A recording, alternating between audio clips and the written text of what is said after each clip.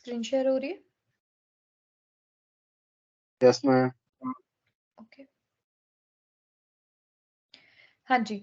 तो नेक्स्ट हम बात करने वाले हैं हमारे जितने भी हायर एजुकेशन या रिसर्च के फील्ड के अंदर जो भी चेंजेस टाइम टू टाइम, जो भी ग्रोथ हुई है, डेवलपमेंट हुई है, किसके बाद, इंडिपेंडेंस के बाद, ठीक है। आपका जो ऑफिशियल जो आपका सिलेबस है उसके अंदर डिस्कस किया गया, मतलब उसके अंदर जो हेडिंग है वो एग्जैक्ट यही है कि evolution of higher learning and research in post independent India. अब पोस्ट इंडिपेंडेंस हम क्या कहते हैं, उससे पहले क्या था, देखो हम एक इंट्रो, एक बैकग्राउंड अगर हम लेते हैं, तो अगर हम प्री इंडिपेंडेंस की बात करते हैं कि इंडिपेंडेंस से पहले क्या था, जो हमारी उच्च शिक्षा है या जो हमारी हायर एजुकेशन है वो कैसी थी कंट्री के अंदर, ठीक है। तो वो कैसी थी उसके ऊपर एक तो सबसे पहली बात क्या थी कि एजुकेशन जो है वो इंडिया में जब तक हमारे जो ब्रिटिश राज आप कह सकते हो या फिर मतलब प्री इंडिपेंडेंस अगर हम बात करें, तो वो गवर्नमेंट की रिस्पॉन्सिबिलिटी नहीं थी, ठीक है। कोई इंडिविजुअल पढ़ना चाहता है तो पढ़े, नहीं पढ़ना चाहता है तो देयर विश, मतलब इस तरीके से एजुकेशन जो है वो गवर्नमेंट होल्ड नहीं कर रही थी, कि उनकी रिस्पॉन्सिबिलिटी नहीं थी, कब तक नहीं थी, ठीक है। कब उन्होंने रिस्पॉन्सिबिलिटी ली, तो मैंने कुछ इसके अंदर आपके प्री इंडिपेंडेंस के भी कुछ चीजें ऐड की हैं। जैसे यहाँ पे आप देख रहे हो कि हायर एजुकेशन के जो प्री इंडिपेंडेंस इंडिया के अंदर क्या था, तो हम एक हिस्टोरिकल बैकग्राउंड इसके अंदर लेते हैं। जस्ट ये आपको एक मतलब सुन लोगे भी मुझे तो काफी रहेगा कि ये चीजें क्या हैं। अब पहला जो एक्ट आया था, सबसे पहला एक्ट 1813 के अंदर आया था, विच इज चार्टर एक्ट, ठीक है। ये आपने जब हम लाइक 9th 10th में ऐसे होते थे तो हमने हिस्ट्री वगैरह में ये सारी चीजें पढ़ी है, हिस्ट्री पॉलिटी के अंदर। अब चार्टर एक्ट क्या था, जिसमें ईस्ट इंडिया कंपनी ने the companies monopoly in trade with China and trade in T with India was kept intact. इसके अंदर क्या था, उन्होंने क्या किया, इसके अंदर मेन जो पॉइंट आपको यहाँ पे मतलब जानना है वो ये है कि इसके अंदर पहली बार गवर्नमेंट ने खुद ये सोचा था कि हम एजुकेशन, इंडियंस की एजुकेशन के ऊपर 1 लाख रुपया हर साल जो है वो खर्च करेंगे, ठीक है, यानी इन्वेस्ट करेंगे। तो यहां से गवर्नमेंट स्टार्ट हुई थी एजुकेशन के अंदर इन्वेस्ट करना, ठीक है। उससे पहले जो है एजुकेशन ऐसा चीज थी कि कोई अगर एजुकेट होना चाहता है तो हो, otherwise it's their wish completely, ठीक है। तो गवर्नमेंट उनको, जैसे अभी तो हम क्या कर रहे हैं, अपना लिटरेसी रेट पूरा कर रहे हैं, या हम चाहते हैं कि ग्रॉस एनरोलमेंट रेशियो, मतलब हम देखना चाहते हैं कि हम चाहते हैं कि हर एक इंसान जो है, हर कोई बच्चा बच्चा भी जो है वो एजुकेट हो। तो लेकिन उस टाइम पे ऐसा नहीं था, ठीक है। So there was also a provision that company should invest 1 lakh every year on the education of Indians, ठीक है। तो मेन यहाँ पे ये चीज मैं जो आपको बताना चाहती हूँ। देन नेक्स्ट चीज आता है लॉर्ड मैकॉलेज मिनट, ठीक है। लॉर्ड मैकॉलेज मिनट जो 1835 के अंदर आया था, उसमें ब्रिटिश जो सरकार थी उन्होंने क्या प्लान किया था, they planned to educate a small section of upper and middle classes. उन्होंने कहा कि हम अपर क्लास जो है इंडिया की और जो मिडिल क्लास है हम उन्हें एजुकेट करेंगे। बट क्यों एजुकेट करना चाहते थे, वो हमसे काम लेना चाहते थे, ठीक है। तो वो क्या चाहते थे, उनकी ये कोटेशन जैसे है कि Indian in blood and colour, यानी दिखने में और वैसे तो हम इंडियन ही होंगे, but English in taste, in opinion, in morals, in intellect, ठीक है। वो चाहते थे कि हमारी सोच, हमारा जो बोलना है, जो हमारा टेस्ट है, हमारा जो ओपिनियन जो होगा वो एकदम कैसा हो जाए, ब्रिटिशर्स की तरह हो जाए, ठीक है। सो ये एक तो चीज हो गई। देन नेक्स्ट चीज जो आती है कि वुड्स डिस्पैच आया 1854 के अंदर, ठीक है। अब वुड्स डिस्पैच के अंदर जिससे क्या कहा जाता है, इंपॉर्टेंट, एक मैंने यहाँ पे क्यों लिखा है, बहुत सारे ऐसे एग्जाम्स हैं जिनके अंदर आपको ऐसे क्वेश्चंस आए हैं कि मतलब बहुत सारे, मतलब टीचिंग एग्जाम्स, जितने भी टीचिंग एग्जाम्स हैं उसमें ये क्वेश्चन रिपीट पे आया है कि Magna carta of English education in India किस कमीशन को कहा जाता है या किसे कहा जाता है, तो वुड्स डिस्पैच को कहा जाता है Magna carta of English education in India, ठीक है। तो इंग्लिश एज अ मीडियम इन्होंने जो है बोला कि हमें English as a medium, this document was first comprehensive plan for the spread of education in India. तो ये पहला पूरा ऐसा डॉक्यूमेंट था जिसके अंदर ये प्लान किया गया था कि इंडिया में हम किस तरीके की एजुकेशन कैसे प्रोवाइड करेंगे, ठीक है।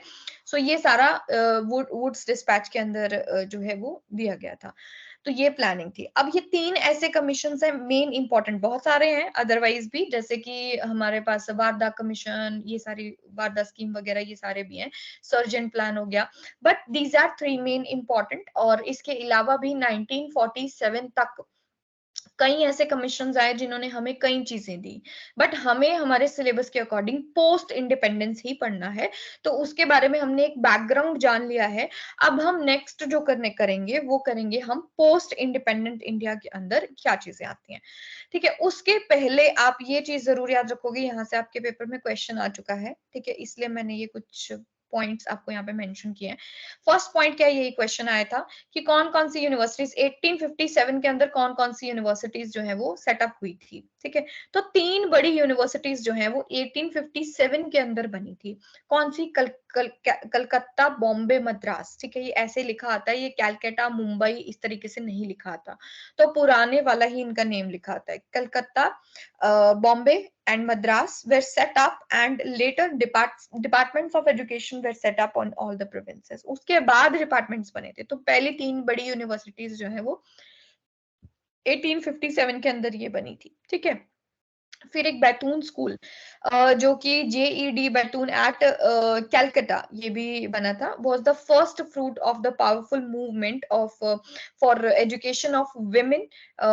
जब ये कब आया विमेन के एजुकेशन के लिए? 1840s या एंड 50s के बीच में आया था, एग्जैक्ट ईयर नहीं है इसका। ठीक है, देन इस कॉलेज का जो प्रेसिडेंट थे काउंसिल ऑफ एजुकेशन थे, and mostly due to this जो बैतून के एफर्ट है, girls school were set up on a sound footing and brought under government's grant in aid and inspection system. तो इसी school, इसी college की वजह से, मतलब पहले ये क्या बना, विमेन के लिए, एजुकेशन के लिए खोला गया, इसी की वजह से जो गर्ल्स स्कूल हैं वो ओपन हुए। ठीक है, और जिन्हें की ग्रांट भी मिला गवर्नमेंट की तरफ से कि खोल दो, कि ओपन कर लीजिए, है ना, उनको फाइनेंशियल एड मिली। तो ये हुआ, एंड इंस्पेक्शन सिस्टम भी जो है उसका स्टार्ट हो गया, जैसे नॉर्मल इंस्पेक्शन सिस्टम बाकी का चलता था।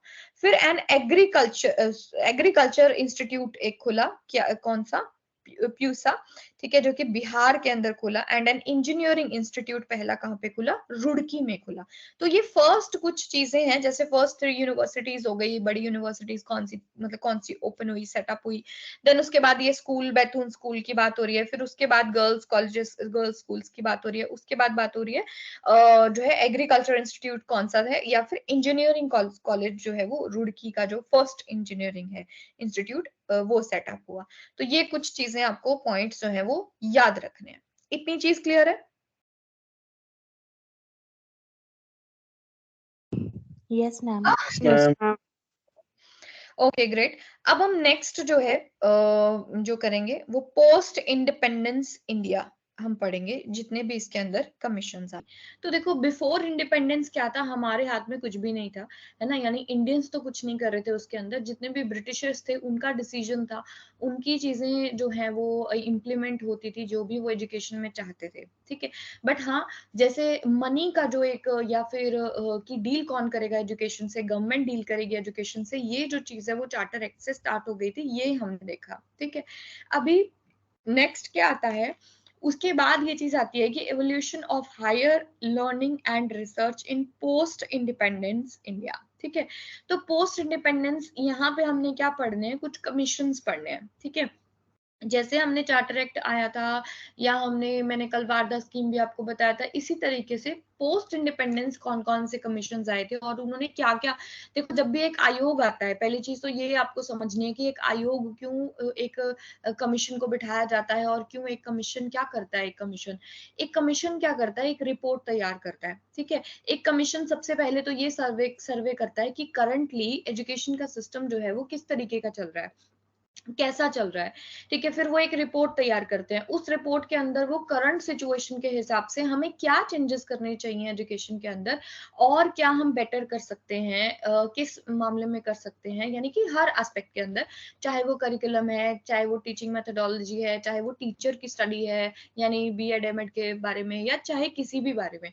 तो क्या चेंजेस लाने चाहिए, क्या चेंजेस हमें रिक्वायरमेंट है, एक आयोग, एक कमीशन इस चीज को मतलब रिप्रेजेंट करता है, ठीक है। फिर उसके बाद ये गवर्नमेंट के ऊपर होता है, फिर वो उनके रिकमेंडेशंस को यानी उनके सुझावों को, वो सिर्फ सुझाव देते हैं, वो कभी भी ऐसा नहीं है कि वो इम्प्लीमेंट कर देते हैं किसी चीज को। जो कमीशन होते हैं वो सिर्फ रेकमेंड करते हैं, ठीक है, कि देखिए आप ये कर सकते हैं, आप ये कर सकते हैं, तो एक सलाह देते हैं वो, ठीक है। सो ये जो रिकमेंडेशंस होती हैं, इनमें से जो रिकमेंडेशन गवर्नमेंट को या जैसे भी जो पॉलिसी मेकर्स होते हैं उनको अच्छी लगती है, तो वो एज अ पॉलिसी उसको इम्प्लीमेंट कर देते हैं, ठीक है। यानी कि उनको फेवरेबल लगती है, उनको अगर लगता है कि ये रिकमेंडेशन बहुत ही अच्छी है और सर्वे के बाद ये चीजें हमें इनकी मान लेनी है, तो वो क्या करते हैं, उन रिकमेंडेशंस को इम्प्लीमेंट करके उसको मतलब डाल देते हैं जो भी आपका कॉलेज यूनिवर्सिटीज जहां भी अपने रूल्स एंड रेगुलेशंस हैं, ठीक है। सो ये चीजें हमारे कमीशंस करते हैं। अब हमने इस डॉक्यूमेंट के अंदर यही देखना है कि कौन से कमीशन ने कौन सी रिकमेंडेशन दी है, ठीक है। ऐसे क्वेश्चंस कई बार आए हैं, जैसे मैंने जब यूजीसी आपको पढ़ाया था एजेंसीज के अंदर, तो आई टोल्ड यू कि यूजीसी की रिकमेंडेशन किसने दी थी, यानी कि एक यूनिवर्सिटी ग्रांट्स कमीशन होना चाहिए जो कि सारी ऑल ओवर इंडिया की यूनिवर्सिटीज को होल्ड करे, उनके रूल्स एंड रेगुलेशंस को मेंटेन करे, ठीक है। ऐसा एक कमीशन हो, ये किसने कहा था, तो ये हमारे राधा कृष्ण कमीशन ने कहा था। ये आपके पेपर में 2 बार रिपीट पे क्वेश्चन आ चुका है, ठीक है। तो ये आपको याद रखना, आगे आ भी जाएगा अभी आपके नोट्स में। तो फर्स्ट हम इसके बारे में थोड़ा सा बैकग्राउंड ले लेते हैं कि India has always been identified as a knowledge hub since the beginning of human civilization, ठीक है। तो हमारे यहाँ पे शुरू से ही आपने इतने इंस्टीट्यूशंस पढ़े, नालंदा, तक्षशिला, मतलब मठ, गुरुकुल, ये सारी चीजें भी होती थी, है ना। तो नॉलेज जो है वो हमेशा ही इम्पार्ट की गई है, इंडियन जो सिविलाइजेशन है हमारी, जो इस तरीके की ही रही है। So Indian higher education system has been witnessing metamorphic changes and challenges through the years. तो काफी ज्यादा हमने चेंजेस लाए हैं अपनी एजुकेशन सिस्टम के अंदर, from the ancient gurukul system to the modern technology. देखो कितना वास्ट, कितना बड़ा आप कह सकते हो, कितना वाइड एक गैप है दोनों ही चीजों के बीच में, अगर हम गुरुकुल सिस्टम को देखें उस टाइम के, और या आज की हम मॉडर्न टेक्नोलॉजी तक जहां तक हम पहुंच गए हैं, ठीक है। तो technology based learning system have changed the lives of millions of people. उस टाइम पे तो मतलब लड़कियां तो जा ही नहीं पाती थी, है ना। गुरुकुल सिस्टम में लड़कियां तो नहीं जाती थी, तो इतनी भी इंक्लूजन नहीं थी हमारे सिस्टम के अंदर, इंडिया के अंदर। सिर्फ लड़के जाते थे, वो भी एक पर्टिकुलर कास्ट के जाते थे, तो ये भी चीज थी। तो काफी सारी ऐसी चीजें थी जिससे काफी सारे लोग ना एजुकेट नहीं हो पाते थे या नॉलेज ही नहीं ले पाते थे। तो वहां से निकल के हम आज यहाँ तक आए हैं जहाँ पे हर घर पे बैठा इंसान भी जो है एजुकेट हो सकता है, ठीक है, नॉलेज ले सकता है किसी भी फील्ड से। So this is evident from centers of learning which existed in the 7th century BC, where the Buddhist monasteries, तो उस टाइम पे क्या थी, बुद्धिस्ट monasteries थी, 3rd century नालंदा जो हमने ऑलरेडी देख ली हैं। A few of these centers were very large, having several faculties, तो उनकी काफी सारी faculties थी और बहुत large एक infrastructure था उनका, and invasions and disorders in the country have extinguished the ancient Indian education system। तो हमारे जितने भी जो भी हम नया नया जो चीजें लेके आते रहे, उसने इस चीज को चेंज कर दिया। The first college was set up in Serampore, Bengal के अंदर पहला कॉलेज। देखो ये फैक्चुअल इंफॉर्मेशन है, इसको याद कर लेना। मैंने कल भी ये बताया था, नीचे मैंने पॉइंट्स के अंदर भी दिया इस डॉक्यूमेंट में, ये क्वेश्चन आपके पेपर में ऑलरेडी आ चुका है। 3 यूनिवर्सिटीज ओपनड इन 1857 में, ठीक है, कौन सी हुई थी, तो फर्स्ट कॉलेज हुआ था 1918 के अंदर। एंड जो यूनिवर्सिटीज हैं, 3 पहली जो सेंट्रल यूनिवर्सिटीज खुली थी वो थी 1857 के अंदर खुली थी। कौन कौन सी, कलकत्ता, मद्रास एंड बॉम्बे, कलकत्ता, बॉम्बे, मद्रास जैसे भी आप लिख सकते हो। सो 27 कॉलेजेस वेर एफिलिएटेड इनके थ्रू, ठीक है। And in 1947 19 universities were there in India, ठीक है।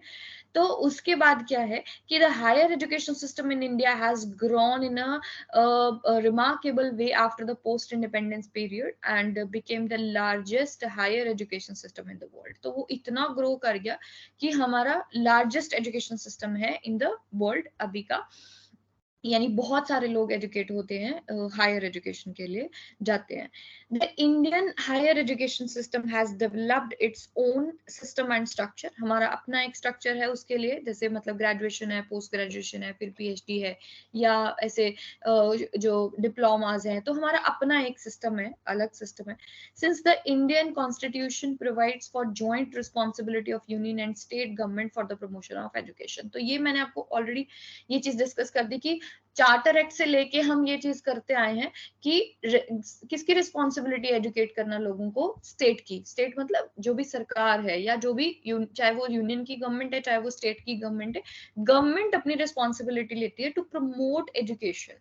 ठीक है। So the linkage between learning, research and innovation within higher education is the key to building of sustainable knowledge societies. ठीक है। तो ऐसी नॉलेज को मतलब जो बनी रहे, ऐसी नॉलेज को मतलब सस्टेनेबल नॉलेज सोसाइटीज में देने के लिए एक लिंक का काम यहाँ पे हो रहा है कि हायर एजुकेशन जो है वो लर्निंग, रिसर्च एंड इनोवेशन के अंदर काम कर रही है। So India has different higher education institutions, namely जैसे सेंटर या स्टेट यूनिवर्सिटीज हैं, यूनिटरी या फिर एफिलिएटेड यूनिवर्सिटीज हैं, ठीक है, या फिर हमारे पास इंस्टीट्यूशंस है जो नेशनल इंपॉर्टेंस रखते हैं, जैसे आईआईटीज हैं, बहुत सारे डीम्ड टू बी यूनिवर्सिटीज हैं, ओपन यूनिवर्सिटीज हैं। ठीक है, ये भी हम करेंगे कि क्या होती हैं। तो हमारे पास काफी सारे ऐसे इंस्टीट्यूशंस हैं। The central government via UGC or the AICTE provide support to various state run universities। ठीक है, यूजीसी और AICTE आप पढ़ चुके हो ऑलरेडी, तो आपको पता है कि यूजीसी क्या करता है, नॉन टेक्निकल जितनी भी इंडिया की यूनिवर्सिटीज है उनको होल्ड करता है। तो यहाँ पे यही बात कह रहे हैं कि सेंट्रल यूनिवर्सिटी जो है वो यूजीसी और AICTE के थ्रू हमारे पूरे देश की जितनी भी यूनिवर्सिटीज हैं उनको उनका चार्ज लेती हैं। तो AICTE टेक्निकल के लिए है एंड यूजीसी जो है वो नॉन टेक्निकल के लिए है, काम दोनों का सेम ही है। So universities in India functionally are multi-faculty universities and single faculty universities. ठीक है, जिसके अंदर मतलब कि multi faculty in the sense departments बहुत सारे अलग अलग भी रहते हैं, और सिंगल में भी अगर आप जाओगे तो तब भी बहुत सारी फैकल्टीज होती है। तो एग्रीकल्चरल हो गया, टेक्निकल हो गया, या फिर मेडिकल हो गया। Apart from these universities there are also institutions of national importance, जैसे कि आईआईटीज हैं या आईआईएम्स हैं। ठीक है, and deemed to be universities हो गए, या बिट हो गया, या फिर साइंस का इंस्टीट्यूशन हो गए। ये सारे नेशनल, जैसे आपने कल रैंकिंग में देखा, ये जो नेशनल इंस्टीट्यूशंस हैं सब टॉप पे हैं, इंडिया के टॉप मोस्ट इंस्टीट्यूशंस में आते हैं। ठीक है। So the higher education system in the country is governed by multiple agencies with UGC as the apex body. ठीक है, तो इनके साथ मिलके ये काम करता है, यूजीसी के साथ। The rules and regulations of these agencies make this higher education system more complex. The various stakeholders in the regulatory framework in the country are state governments, professional councils like UGC। तो कहते हैं कि अगर अकेला देखो हर कोई अपना system चलाएगा तो बहुत ही कॉम्प्लेक्स हो जाएगा, है ना। हायर एजुकेशन के अंदर अगर ये एजेंसीज अपने ही तरह से रन होती हैं, तो इन्हें होल्ड करने के लिए हमने डिफरेंट एजेंसीज को इनका काम दिया हुआ है। जैसे आपने ये एजेंसीज आप ऑलरेडी लास्ट लेक्चर में कर चुके हो कि कौन कौन सी एजेंसी क्या क्या काम करती है। ठीक है, तो इस तरीके से इनको मैनेज करने के लिए ये एजेंसीज रखी जाती हैं कि भाई एक कोई बुक पब्लिश कर रहा है, एनसीईआरटी है, कोई यूनिवर्सिटीज को होल्ड कर रहा है, कोई आपका एक्रीडिएट कर रहा है। तो इस तरीके से डिफरेंट एजेंसीज हैं जो इसके लिए काम करती हैं। अब आ जाती है बात कि फर्स्ट हमारा आफ्टर इंडिपेंडेंस फर्स्ट कमीशन। ठीक है, ये भी याद रखना है कि पोस्ट इंडिपेंडेंस कौन सा पहला कमीशन इंडिया के अंदर आया है। तो राधा कृष्णन कमीशन जो है वो फर्स्ट हमारा कमीशन है, विच केम इन 1948 टू 49। देखो यहाँ पे 2 ईयर क्यों लिखे जाते हैं, 48 के अंदर इसे एस्टेब्लिश किया जाता है, मतलब एक आयोग बिठाया जाता है जो 49 के अंदर जिन्होंने अपनी रिपोर्ट तैयार करके दी। ठीक है, तो मतलब दे टेक टाइम। कहीं कहीं आप आगे जाओगे तो कईयों का 2 साल भी रहेगा, लाइक 64 टू 66 भी रहेगा, क्योंकि जितने टाइम उन्होंने लिया रिपोर्ट देने में कि पूरा सर्वे करने के बाद, तो उतना ही टाइम पीरियड यहाँ पे ये ईयर जो है वो मेंशन होता है। तो the first major commission to study the state of the universities in India after independence was the Radhakrishnan Commission, which is also known as University Education Commission. मैं हर बार ये बात कहती हूँ कि इनके दूसरे नाम आपको जरूर याद रखने हैं, ठीक है। दूसरे इन द सेंस यहाँ पे दो नाम आएंगे। अभी जो आप 3 कमीशन पढ़ने वाले हो उनके 2 नेम्स आएंगे, ठीक है। एक मैंने जो हेडिंग में दिया है, दूसरा नाम आपको रहेगा नीचे, यूनिवर्सिटी एजुकेशन कमीशन, ठीक है। तो ये यूनिवर्सिटीज की एजुकेशन को देखता है। और 1948 या 49, मोस्टली मैं क्यों कह रही हूँ ये याद रखने के लिए यूनिवर्सिटी एजुकेशन कमीशन, क्योंकि पेपर में अगर यूनिवर्सिटी एजुकेशन कमीशन लिखा हुआ और आपको नहीं पता चला कि ये राधा कृष्ण कमीशन की बात कर रहा है तो आप रॉन्ग कर देंगे उसको, ठीक है, या कंफ्यूज हो जाएंगे, हो सकता है। तो ये दूसरा नाम जरूर याद रखना है और ईयर याद रखना है यहाँ पे। The commission was appointed with the specific aim, इनका एम क्या था, क्यों इस आयोग को बिठाया गया था, to report on Indian university education, India की जितनी भी यूनिवर्सिटी एजुकेशन उस टाइम पे चल रही थी उसके ऊपर रिपोर्ट देनी थी इनको, एंड टू सजेस्ट इम्प्रूवमेंट्स, ठीक है। जैसे मैंने कहा कि इनको सुधार बताना था कि और क्या हम कर सकते हैं, क्योंकि अब इंडिपेंडेंस के बाद टोटली एजुकेशन जो है वो हमारी खुद की इंडियन गवर्नमेंट के हाथ में थी, तो वो अपने आप चेंजेस उसके अंदर कर सकते थे। and extensions that may be desirable to suit the present and future requirements of the country. तो हम आज ऐसा क्या कहते हैं कि चेंज कर सकते हैं, आप एक रिपोर्ट तैयार कीजिए जिसके ऊपर हम देख सकें कि हम क्या इम्प्रूवमेंट्स हम अपनी एजुकेशन में कर सकते हैं जो हमारे प्रेजेंट एंड फ्यूचर रिक्वायरमेंट्स के लिए बेटर रहेंगी कंट्री में। तो a major chapter in the Radhakrishnan report, तो इन्होंने रिपोर्ट तैयार की, उसके अंदर एक बहुत ही जो बड़ा चैप्टर था, मतलब बड़ा इन द सेंस जो इंपॉर्टेंट चैप्टर था, was devoted to the problem of the medium, यानी कि माध्यम क्या रहेगा of instruction at the university level, यानी कि यूनिवर्सिटी लेवल पे जब आप पढ़ाने जा रहे हो, क्योंकि अगर आप प्री इंडिपेंडेंस देखोगे ना तो प्री इंडिपेंडेंस में ये बोला गया है कि English will be the only medium पढ़ाने का, चाहे वो स्कूल है चाहे वो कॉलेज है, ठीक है। जितने भी कमीशन, क्योंकि वो तो अंग्रेज थे ना, उन्होंने तो अपना ही जो है लैंग्वेज सिस्टम चलाना था, ठीक है। तो एक बड़ा क्वेश्चन इसके ऊपर था कि भी मीडियम क्या होगा, हम किस मीडियम में पढ़ाने वाले हैं जब हम यूनिवर्सिटी में इंस्ट्रक्शंस दे रहे हैं, पढ़ा रहे हैं। So the most significant recommendation of the commission was that a university grant commission modeled, अब ये वही है important जो मैंने आपको अभी बता दिया था कि यूजीसी को सेट किया गया, ये भी इन्हीं की recommendation थी, modeled on the university grants commission in Great Britain। तो ग्रेट ब्रिटेन का ये मॉडल कैरी किया गया, यहाँ पे उनको कॉपी किया गया कि वहां पे यूनिवर्सिटी ग्रांट्स कमीशन बना हुआ है ग्रेट ब्रिटेन में, ठीक है। उनकी जितनी भी यूनिवर्सिटीज हैं वो उनको होल्ड करता है। तो इसी तरीके से हमने भी उसी चीज को यहाँ पे अपने मतलब सेटअप के अंदर लाए इस चीज को कि मतलब सेंटर और स्टेट यूनिवर्सिटीज के अंदर कोऑर्डिनेशन के लिए, मेंटेनेंस के लिए, रूल्स बनाने के लिए, सारी चीजों के लिए उन्होंने कहा कि एक यूनिवर्सिटी ग्रांट्स कमीशन को तैयार किया जाए। Then this last recommendation became a reality in 1956। तो इनकी ये recommendation आज भी चल रही है, यूजीसी आज भी चल रही है ना। 1956 में ये बना दी इन्होंने यूनिवर्सिटी ग्रांट्स कमीशन, ठीक है, जो कि पार्लियामेंट में प्रॉपर एक एक्ट पास हुआ, यूजीसी एक्ट बोलते हैं हम उसको, यूजीसी एक्ट 1956। इसका ईयर तो मतलब आपको ऐसे ही याद होना चाहिए, okay. So the Constitution of India vests Parliament with the exclusive authority in regard to coordination and determination of standards in institutions। ये exact wording भी कई बार लिखी आती है जब वो यूजीसी के बारे में पूछते हैं, ठीक है। कोटेशन है ना, ये पार्लियामेंट में कोट किया गया इसको कि यूजीसी किस लिए हमने एस्टैब्लिश किया है, किस लिए सेटअप किया है, to coordinate and determine the standards in institutions of higher education, research and scientific and technical institutions, ठीक है। तो इनका ये काम है जो आपने कल भी देख लिया। अब हम इनकी मेन रिकमेंडेशंस एक बार पढ़ लेते हैं राधा कृष्णन कमीशन की, जिसमें से यूजीसी बना वो तो आपने देख ही लिया, और बाकी क्या चीजें इन्होंने रेकमेंड की थी। नंबर 1 इन्होंने क्या रेकमेंड किया कि 12 year of pre university studies होनी चाहिए, जो आज भी है, ठीक है। 12 ईयर का मतलब है पहले क्या होता था कि 10th के बाद ही कॉलेज स्टार्ट हो जाता था।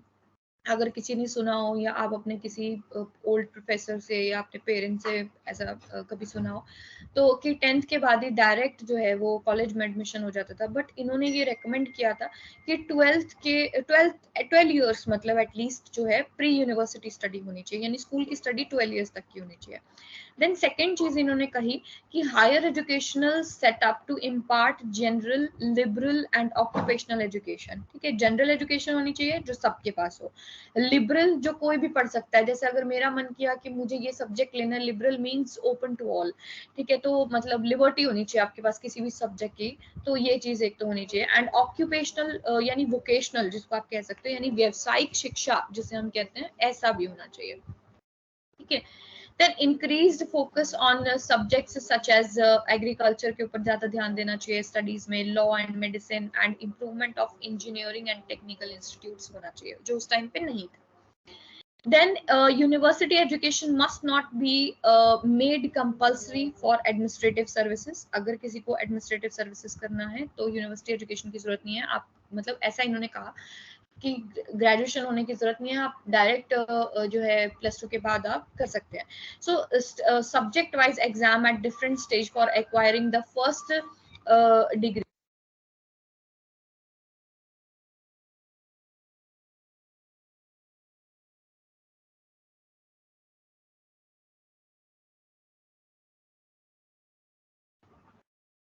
हाँ जी, सॉरी।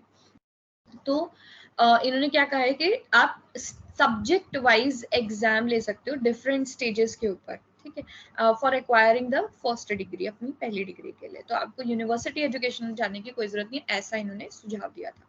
फिर नेक्स्ट इन्होंने कहा था कि uniform examination standards in all universities, जितनी भी यूनिवर्सिटीज हैं उनमें जब भी पेपर हो रहे हैं सेम टाइम पे सेम उनका स्ट्रक्चर होना चाहिए। ऐसा नहीं कि एक यूनिवर्सिटी कभी भी पेपर ले रही है, दूसरी यूनिवर्सिटी कभी भी ले रही है, या उनका कोई पैटर्न ही नहीं है, एक साथ उनके रूल्स एंड रेगुलेशंस नहीं है।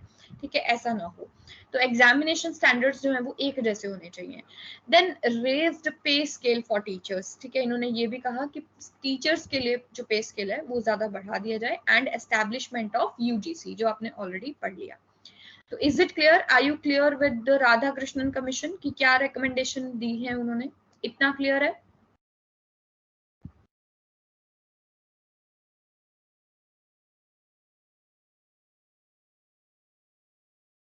हाँ जी, Yes, ma'am. Okay.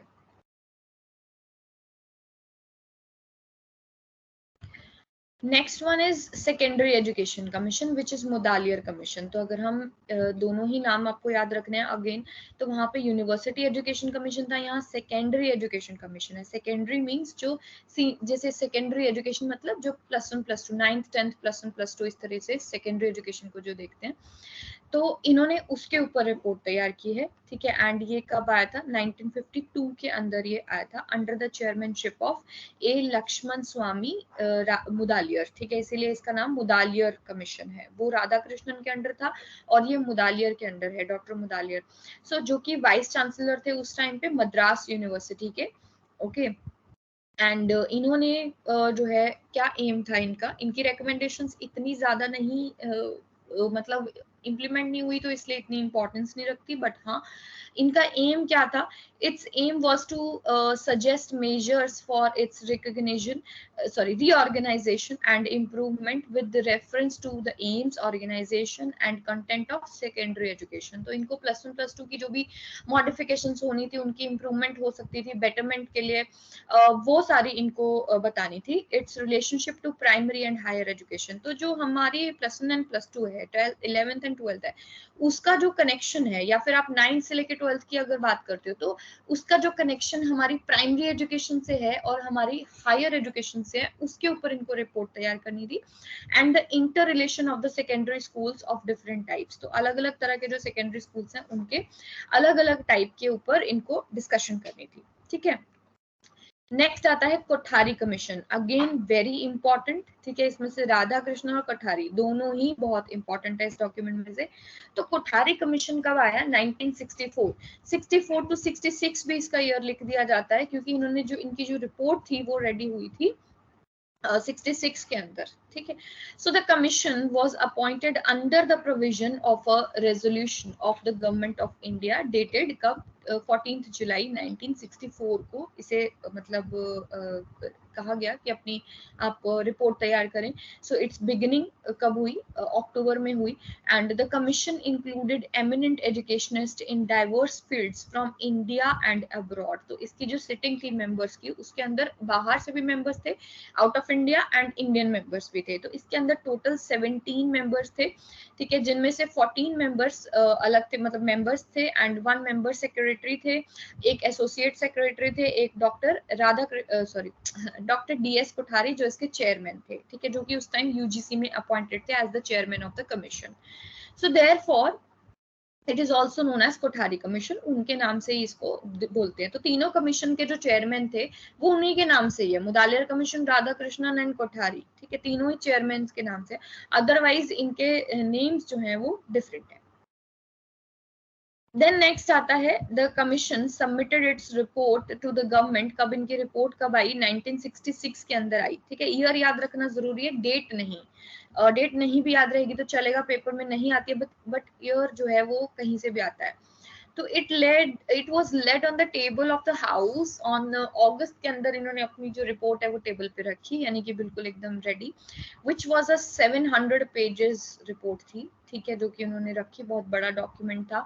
It has been held as referred as all changes and reforms in education. देखो इनका क्या था, पूरी एजुकेशन, वहां पे हम क्या बात कर रहे थे, सिर्फ यूनिवर्सिटी एजुकेशन राधा कृष्णन ने देखी, और जो मुदालियार कमीशन है उन्होंने सिर्फ सेकेंडरी एजुकेशन। बट इनका क्या था, पूरा A to Z इन्होंने देखा कि कितना, इनको 2 साल लगे पूरा देखने के लिए कि कितना इंप्रूवमेंट हम कर सकते हैं, क्या चीजें हम कर सकते हैं। इसीलिए इनकी रिपोर्ट बहुत बड़ी थी, और इनकी ऐसी काफी सारी रिकमेंडेशंस थी जो आज भी चल रही हैं, ठीक है। अभी हम न्यू एजुकेशन पॉलिसी में भी आप देखना इनकी 1 और 2 रिकमेंडेशंस अभी भी हम कंटिन्यू करेंगे, ठीक है।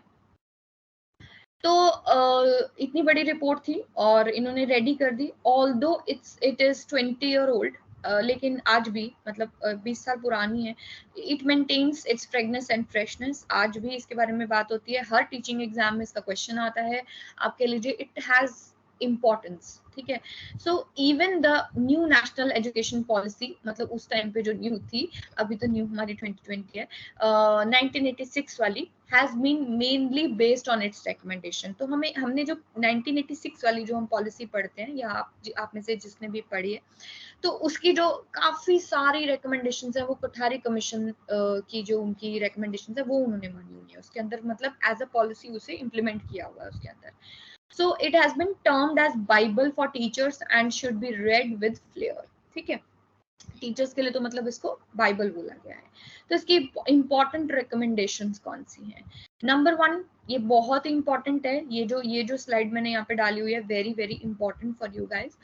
फर्स्ट चीज इन्होंने जो फ्री एंड कंपल्सरी, यानी कि हम कहते हैं हमारे आर्टिकल 45 के अंदर ये चीज दी गई थी कि फ्री एंड कंपल्सरी एजुकेशन बच्चों को मिलेगी from 6 to 14 years of age without any discrimination, ठीक है।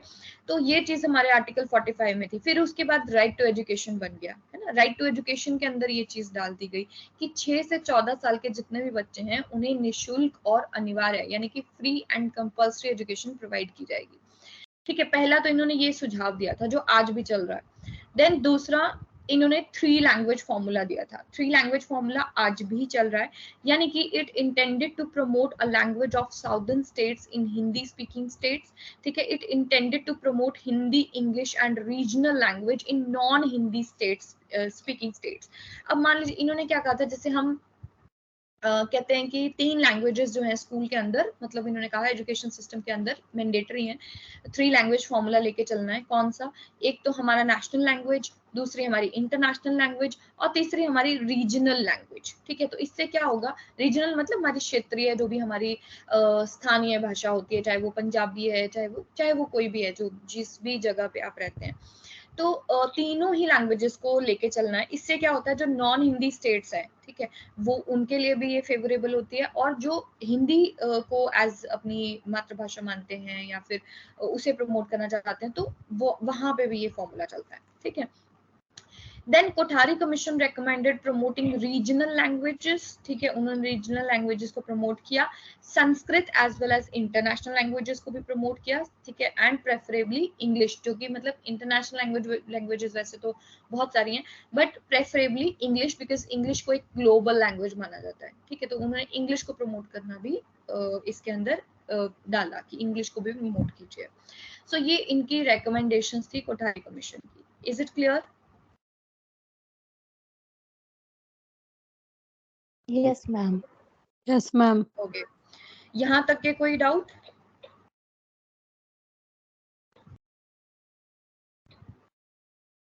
नो?